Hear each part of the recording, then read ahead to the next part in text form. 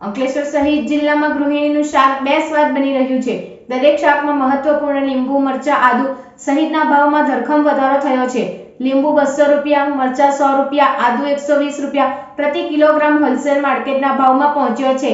કાંદા બટાકાના ભાવ પણ 20% વધારો જોવા મળ્યો હતો। પુનઃ એકવાર દરેક ગૃહિણીનું બજેટ ખોરવાઈ રહ્યું છે। તાજેતરમાં લસણના ભાવ ઊંચા પહોંચ્યા હતા, જે બાદ હવે શાકના અન્ય મહત્વપૂર્ણ વ્યંજન એવા આદુ, લીંબુ, મરચા, ટામેટા, બટાકા, કાંદાના ભાવમાં વધારો જોવા મળી રહ્યો છે।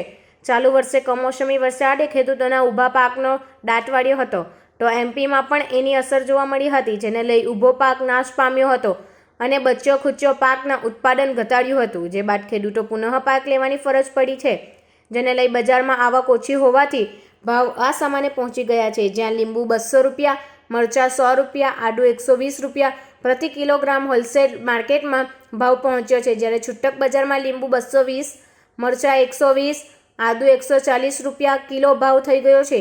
સામાન્ય રીતે તમામ શાકથી લઈ રસોઈમાં બનાવી વાનગીમાં સ્વાદ આદુ, લસણ, મરચા, લીંબુ આપતા હોય છે, તેના જ ભાવમાં વધારો થતાં ગૃહિણીઓ માટેનું તેનું રોજિંદુ બજેટ ખોરવાઈ ગયું છે।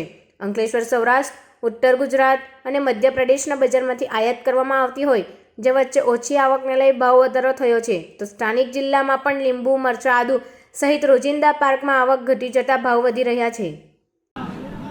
હું મગનભાઈ પટેલ, એપીએમસી અંકલેશ્વર વેપારી વિભાગ। હાલ ઉનાળો ચાલુ થવાથી આદુ, મરચા, લીંબુ હોલસેલમાં 160-180 રૂપિયા કિલો વેચાય છે। આદુનો ભાવ બી આસમાને છે, 100 રૂપિયા, 120 રૂપિયા હોલસેલમાં વેચાય।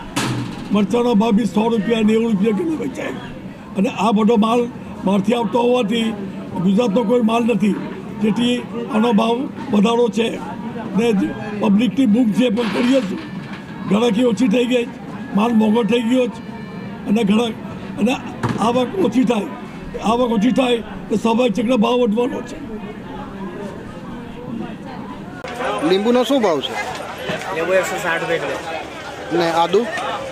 આદુ 120 રૂપિયા ને મરચા? મરચા 100 રૂપિયા કિલો।